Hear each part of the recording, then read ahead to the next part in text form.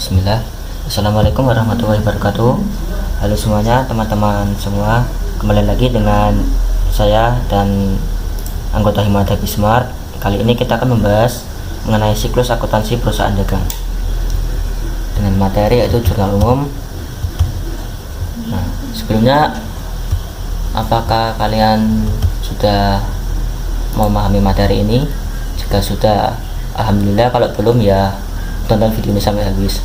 Pertama yaitu mengenai saldo UT Pagi Ceria per 1 Desember 2020. Untuk modal awal itu customer modal nggak perlu dimasukin ke jurnal umum, kita langsung ke tanggal kedua, yaitu dijual barang dagangan dengan senilai 9 unit dengan harga 3.500.000 pada Tokopedia dengan termin 6/10,N/30. FOB shipping point. Beban angkut dibayar di muka oleh penjual sebesar 200.000 dan ditambahkan pada harga faktur. Kita masukkan ke jurnal umum. Tanggal 2 dengan akun-akun yang mempengaruhi, yaitu karena dijual tetapi dengan kredit, maka kita akan mempengaruhi akun piutang dagang senilai 13.700.000.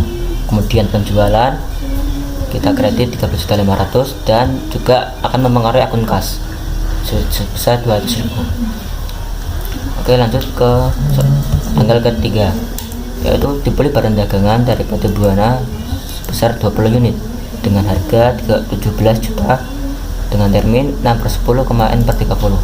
FOB shipping point dan beban angkut sebesar 500.000 ditambahkan pada harga faktur. Baik, kita akan mengikutnya.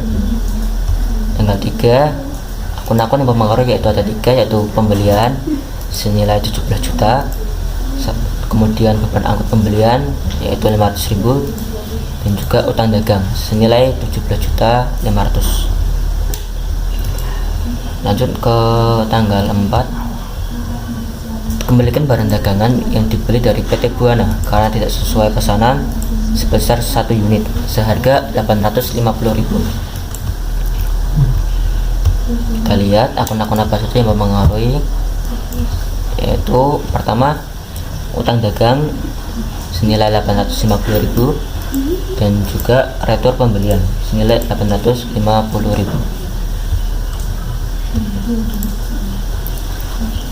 Tanggal 5, dikembalikan barang dagangan yang dijual dari Tokopedia sebesar 1 unit seharga 1.500.000 karena tidak sesuai pesanan.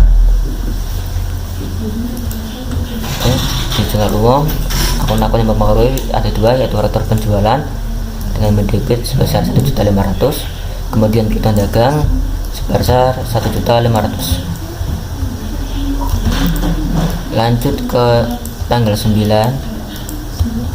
Tanggal 9 yaitu dikeluarkan kas untuk melunasi seluruh utang kepada PT Buana. Kita lihat PT Buana sebelumnya itu tanggal 3 ya. Tanggal 3 dengan aturan termin 6/10,N/30, yang artinya jika UT Pagi Ceria membayarkan utang kepada PT Buana kurang dari 10 hari atau sama dengan 10 hari, maka akan mendapatkan potongan sebesar 6%. Dan karena membayarnya pada tanggal 9, yang artinya kurang dari 10 hari, maka UT Pagi Ceria akan mendapatkan potongan sebesar 6%. Oke, langsung saja kita input.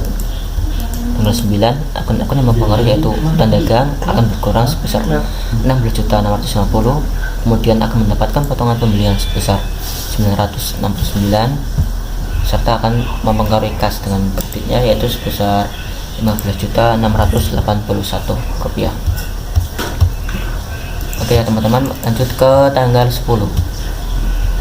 Tanggal 10 kita lihat soalnya tanggal 10 yaitu dibeli barang dagangan secara tunai senilai 8 unit dengan nominal 6.800.000.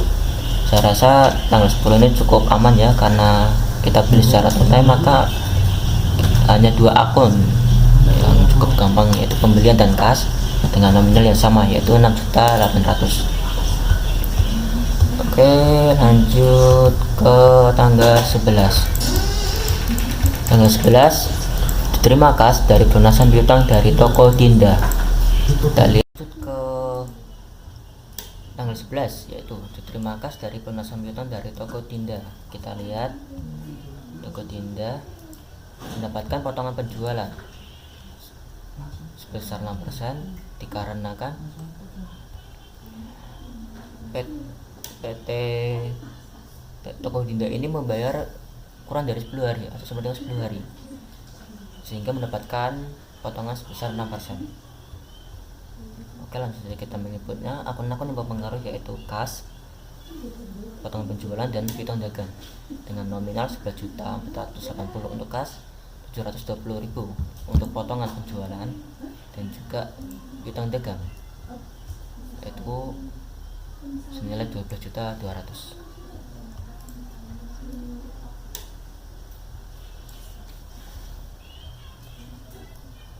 Untuk tanggal 15, pemilik mengambil uang sebesar 2 juta untuk keperluan pribadi.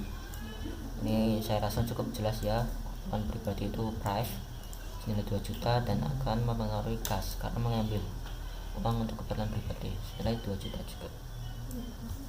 Kemudian untuk salah selanjutnya yaitu tanggal 17, dibayar gaji pegawai sebesar 3.200.000 dan beban lain-lain senilai 1.300.000. Kita input saja untuk tanggal 17. Tanggal 17 akun-akun yang berpengaruh yaitu beban gaji, beban lain-lain, dan mengkredit akun kas. Saya rasa ini cukup paham. Oke, lanjut ke soal yang terakhir yaitu tanggal 20, dijual barang dagangan kepada toko Nanda sebanyak 18 unit dengan nominal 27 juta. Syarat termin yaitu 6/10, N/30 FOB destination point dan dibayar beban angkut sebesar 400.000. Oke, kita masuk yang mempengaruhi yaitu piutang dagang sebesar 27 juta karena kita menjual barang dagangan tapi kliennya itu hutang atau kredit, maka akun yang berpengaruh yaitu piutang dagang, kemudian penjualan, dan juga ini beban angkut penjualan karena kita yang mengirim destination point ya sebesar 400.000, sehingga kalau kita jumlah ini akan balance ya, yaitu 103.100.000. Untuk yang tanggal 1 itu nanti diinputnya ke buku besar, jadi nggak diinput ke jurnal umum. Oke, kemudian kita akan lanjut ke selanjutnya yaitu kita akan menginput jurnal umum ini ke buku besar dan kemudian akan ke daftar saldo. Oke, kita input tanggal 2 yang mempengaruhi yaitu piutang dagang, penjualan, dan kas. Kita lihat piutang dagang tanggal 2 debit 13.700.000, kemudian penjualan kredit 13.500.000. Kita cari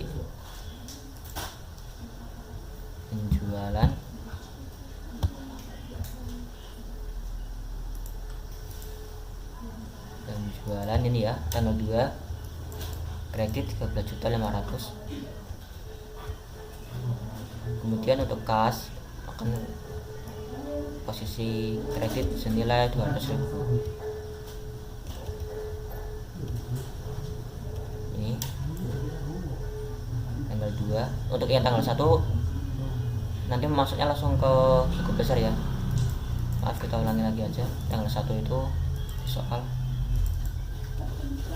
yaitu kas 45.250.000 masuk ke buku besar, debit, kemudian persediaan barang dagangan, dan juga modal yang akun kredit. Saya rasa ini cukup paham. Untuk modal awal itu nggak dimasukkan ke jurnal umum tapi langsung ke buku besar. Oke, lanjut saja. Untuk tanggal 3 pembelian 17 juta debit, beban akun pembelian debit 500.000 dan utang dagang 17.500.000 kredit. Kita masukkan ke buku besar. Nomor pembelian tanggal 3 17 juta, kemudian beban angkut pembelian kita cari Kemudian beban akut pembelian ini ya, tanggal 3 debit 500.000, dan kemudian apa tadi kita lihat, yaitu utang dagang 3.500.000. utang dagang ini ya, nih utang dagang kredit senilai 17.500.000. Oke teman-teman, kita lanjut lagi ke tanggal 4, yaitu utang dagang senilai 850 dan retur pembelian 850. Utang dagang ini, utang dagang kredit 17, utang dagang ya benar, tanggal 4 850. Karena kredit dan debit maka kita kurangi sehingga menjadi 16.650.000. Kemudian ada retur pembelian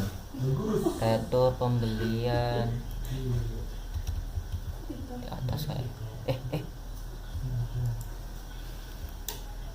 retur pembelian, maaf tadi ada kesalahan.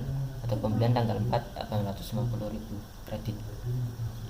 Lanjut ke tanggal 5, akun-akunnya yaitu retur penjualan senilai 1.500.000 dan piutang dagang kredit 1.500.000.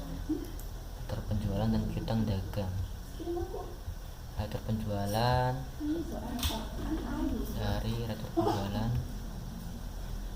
tanggal 5 ini ya, retur penjualan debit senilai 1.500.000 dan dia apa, retur penjualannya piutang dagang kredit senilai 1.500.000. Ini kredit, karena debit dan kredit maka kita minus sehingga menjadi 12.200.000.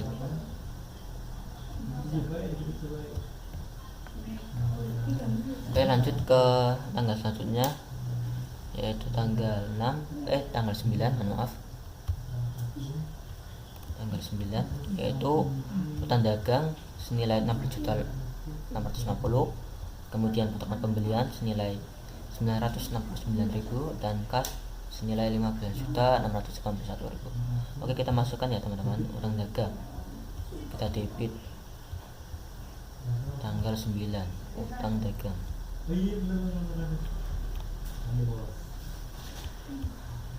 ini ya, utang dagang debit 16.650.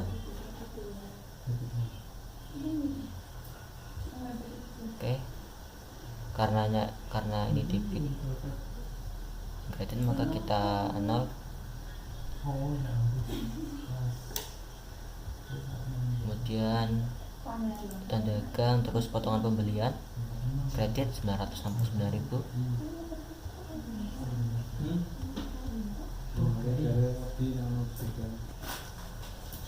Oke, maaf, lanjut. Tadi utang dagang debit 16.650, karena debit dan kredit maka diminus sehingga totalnya itu 0. Benar, ini kita ini dulu ya. Nah, lanjut tadi apa, utang dagang, setelah itu potongan pembelian kredit 969. Potongan pembelian ini ya, tanggal 9 Desember senilai 969.000. Kemudian lanjut yaitu kas kredit yaitu 15.681. Kita ke atas kredit ya, ini tanggal 9 15.681.000 dan debit dan kredit maka kita minus sehingga menjadi 29.363.000 rupiah. Oke, kita lanjut ke tanggal 10, akun-akun yang ada di tanggal 10 yaitu pembelian dengan nominal 6.800.000 dan juga kas kredit 6.800.000.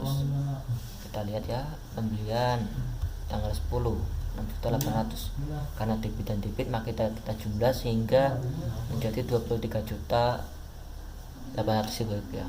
Kemudian akun yang dipengaruhi selanjutnya yaitu kas, kita kredit sehingga karena debit ya. Maaf, lanjut untuk tanggal 10 yaitu 6.800.000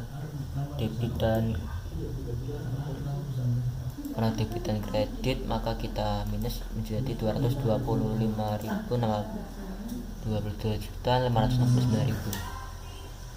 Lanjut untuk tanggal selanjutnya yaitu tanggal 11, ada akun kas debit 11.490.000, potongan penjualan debit 720.000 dan piutang dagang kredit 12.200.000. Kita masukkan ke buku besar. Pertama kas debit ya, tanggal 11.490.000. Karena debit maka kita jumlah sehingga menjadi 34.049.000 rupiah. Kemudian akun potongan penjualan 120, potongan penjualan ya, ini ya, tanggal 11 potongan penjualan debit 710.000. Kemudian piutang dagang kredit 12.200.000, piutang dagang saya piutang dagang ini tanggal 11 12.200.000. Karena debit dan kredit maka kita minus hingga nominalnya menjadi 0.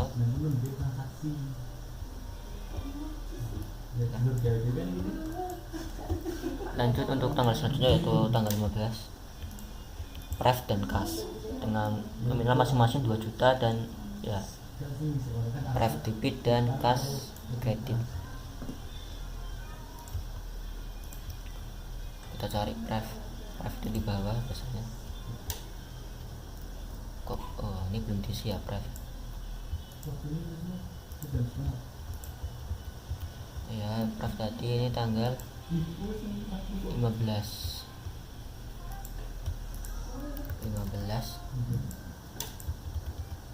debit 2 juta ya, seperti ini.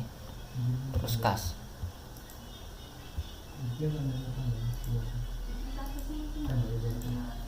kredit 2 juta.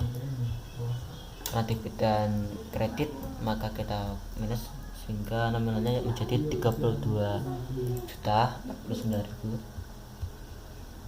Lanjut ya teman-teman untuk tanggal 17, beban gaji, beban lain-lain kas yaitu beban gaji 3.200.000, beban lain-lain debit 1.300.000 dan kas kredit 4.500.000. Kita masukkan satu-satu untuk beban gaji dan beban lain-lain. Ke bawah beban gaji tanggal 17 debit 3.200.000 benar ya, dan untuk beban lain debit juga 1.300.000.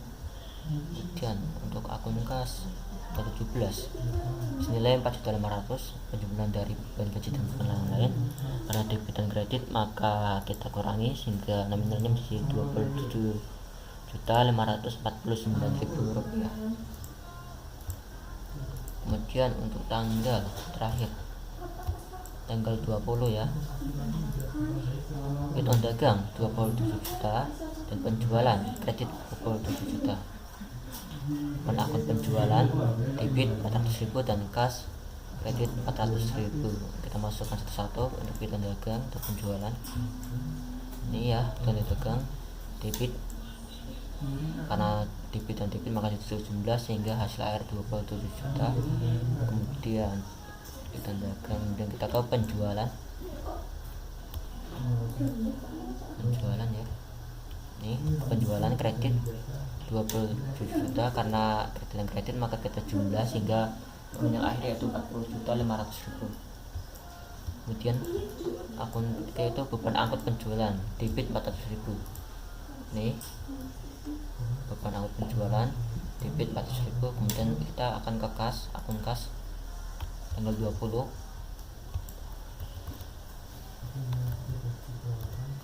ya, kredit 400.000. Karena debit kredit maka kita kurangi sehingga nominalnya menjadi 27.149.000.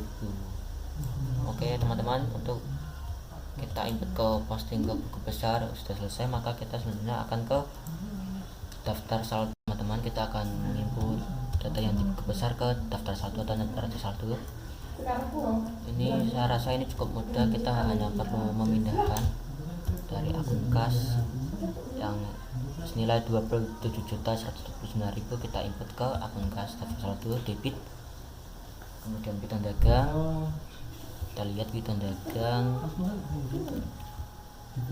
ya, ini piutang dagang ya 27 juta kita input sama 27 juta debit. Kemudian persediaan barang dagangan, ini ya yang tanggal 1 dulu 11.050.000 karena yang ini dua ini adalah akun penyesuaian yang akan kita bahas nanti. Sesuai ya 11.050.000. Kemudian untuk sewa gedung di Pertemuka tidak ada, utang usaha juga tidak ada. Kemudian lanjut ke modal, kita lihat modal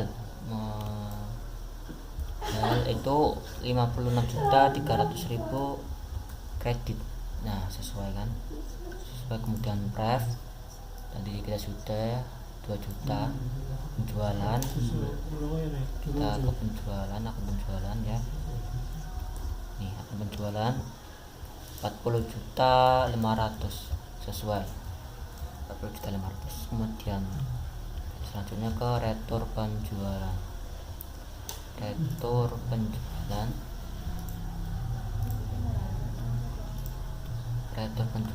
bawah. Nah ini retur penjualan tanggal 5 debit 1.500.000 sesuai 1.500.000. kemudian potongan pembelian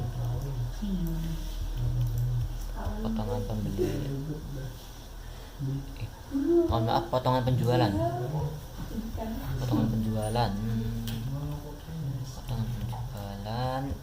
debit 720.000 sesuai. Oke, kemudian untuk KBT yaitu barang terjual kita belum, karena ini nanti masuknya ke jurnal penyesuaian. Kemudian lanjut ke pembelian kita lihat cukup besar. Untuk pembelian ini ya, pembelian 23.800.000 sesuai 23.800.000 debit. Kemudian retur pembelian kita kredit 850.000 kita input sesuai 850.000 kredit. Kemudian lanjut ke potongan pembelian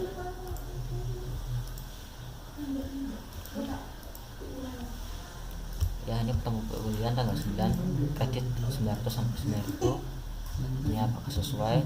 Ternyata sesuai. Kemudian lanjut ke beban angkut pembelian kita lihat. Nah yaitu 500.000 debit ya. Untuk teman-teman yang bertanya ini apa, ini tuh penyesuaian ya yang dilakukan setiap akhir tahun.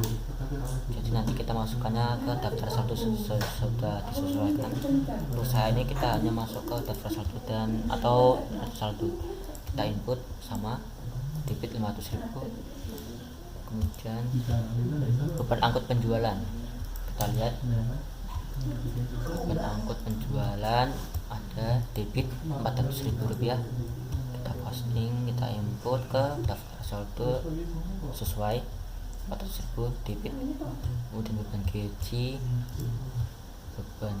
ya, kita lihat ke bawah, debit sebesar 3.200.000, kita lihat apakah sesuai 3.200.000.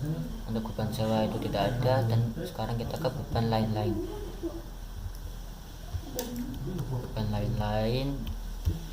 debit 1.300.000 kita lihat. Nah ternyata sesuai. Kemudian kita tinggal jumlah, terus auto sum dan balance ya, ini teman-teman 8.619.000 rupiah. Oke, untuk materi selanjutnya akan disampaikan oleh teman saya. Sekian, terima kasih.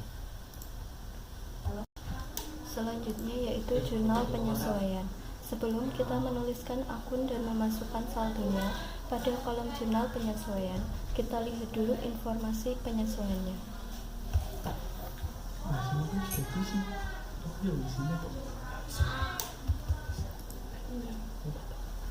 Di sini informasi penyesuaiannya hanya ada satu, yaitu persediaan barang dagangan per 31 Desember 2020 sebanyak 14 unit sebesar 11.900.000.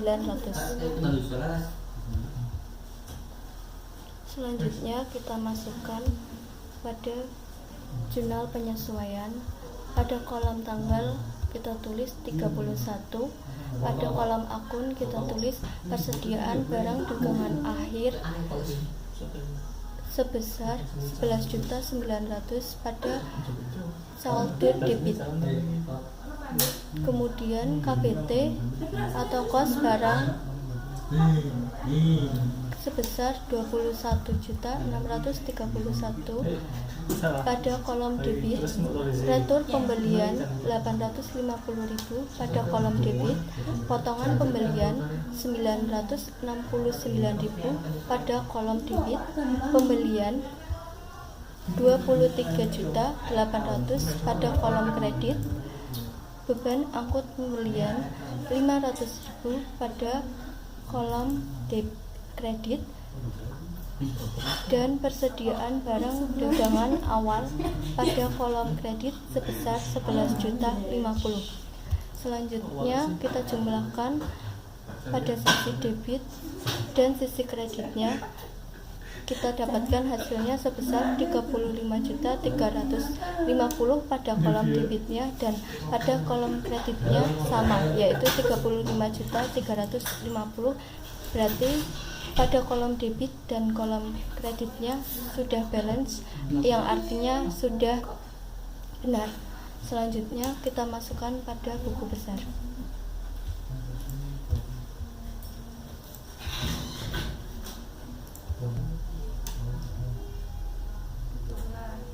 Di buku besar pada akun persediaan barang dagangan kita masukkan tanggal 31 pada kolom debit sebesar 11.900.000, kemudian daftar saldonya menjadi 22.950.000. Kemudian pada akun KBT kita masukkan tanggal 31, referensi jurnal 2. Pada kolom debitnya kita tulis 21.631.000 dan daftar saldo akhirnya pada kolom debit sebesar 21.631.000. Selanjutnya pada akun retur pembelian tanggal 31, referensi jurnal umum 2. Pada kolom debit kita masukkan sebesar 850.000, kemudian daftar saldonya pada kolom kredit sebesar 0.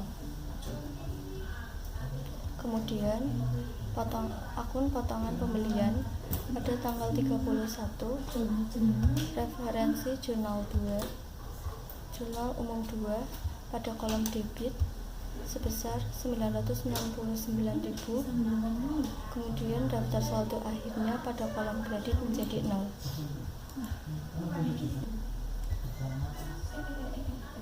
Lalu pada akun pembelian kita tulis tanggal 31, referensi jurnal umum 2. Pada kolom kredit kita tulis sebesar 23.800.000.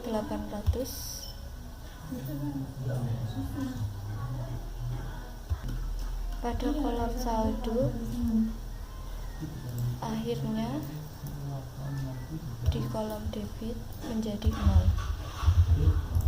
Selanjutnya pada akun Selanjutnya pada akun beban angkut pembelian kita tulis tanggal 31, referensi jurnal umum 2. Pada kolom kredit kita tulis 500.000 sehingga saldo akhirnya menjadi 0. Selanjutnya pada akun persediaan barang dagangan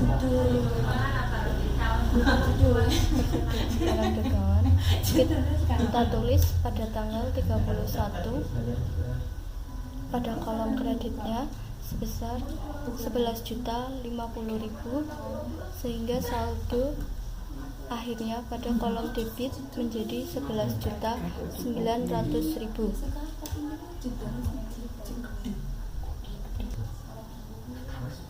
Selanjutnya yaitu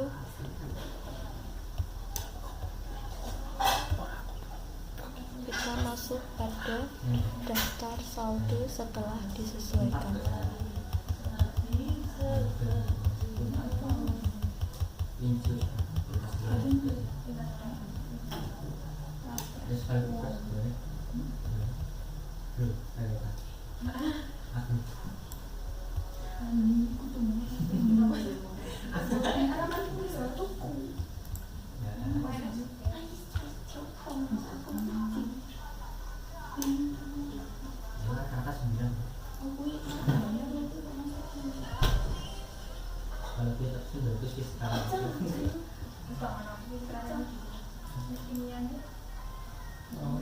Pada daftar saldo setelah disesuaikan, datanya kita dapatkan dari buku besar pada kolom saldo setiap akun.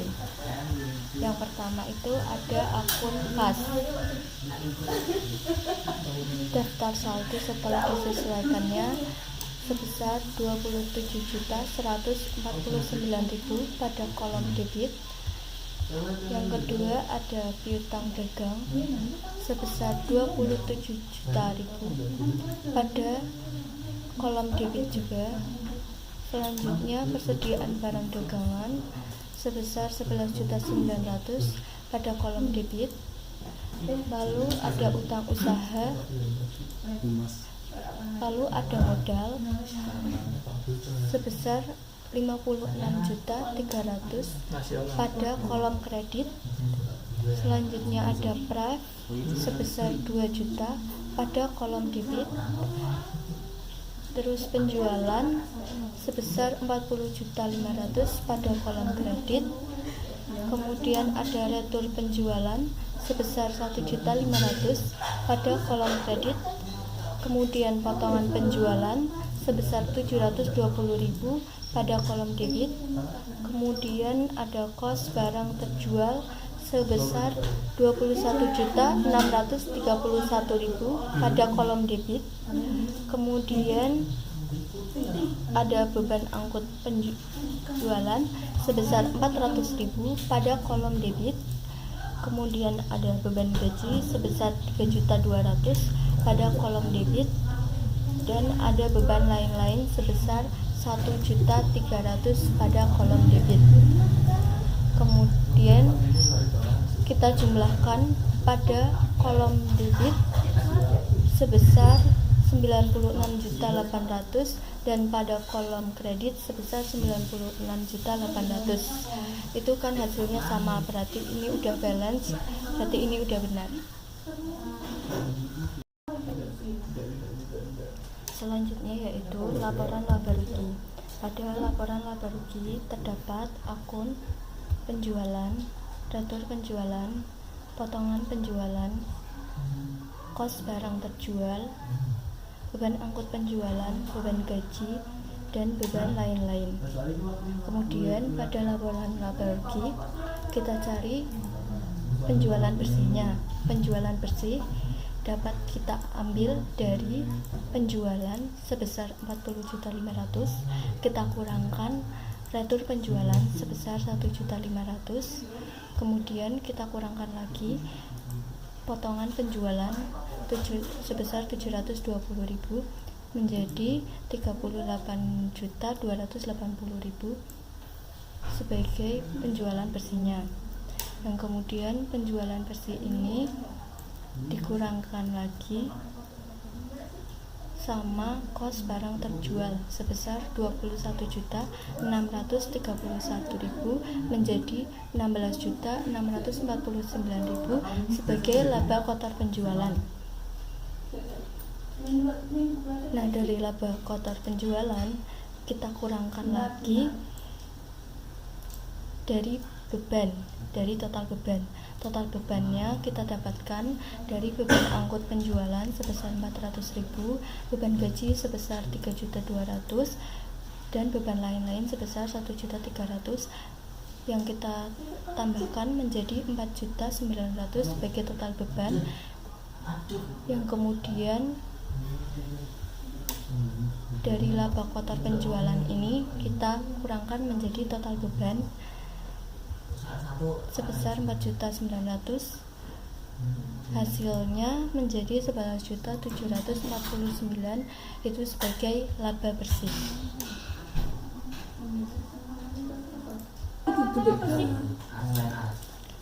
Selanjutnya yaitu laporan perubahan ekuitas. Pada laporan perubahan ekuitas, modal tanggal 1 selanjutnya yaitu laporan perubahan ekuitas. Pada laporan perubahan ekuitas kita tulis modal tanggal 1 bulan Desember 2020 sebesar 56.300.000, kemudian laba sebesar 11.749.000 dan praf sebesar 2 juta, yang kemudian kita jumlahkan menjadi 66.049.000 sebagai modal pada tanggal 31 Desember 2020. Selanjutnya, laporan posisi keuangan. Pada laporan posisi keuangan terdapat akun aset, liabilitas, dan ekuitas. Dalam aset terdapat akun kas sebesar 27.149.000, kemudian piutang dagang sebesar 27 juta, dan persediaan barang dagangan sebesar 11.900.000, kemudian kita jumlahkan menjadi 66.049.000 sebagai total aset. Dan pada akun liabilitas terdapat utang dagang, tetapi di sini 0 saldonya, dan ekuitas terdapat akun modal akhir sebesar 66.049.000. Kemudian kita totalkan liabilitas dan ekuitas menjadi 66.049.000. Di sini total aset dan total liabilitas dan ekuitasnya sama, berarti di sini udah benar.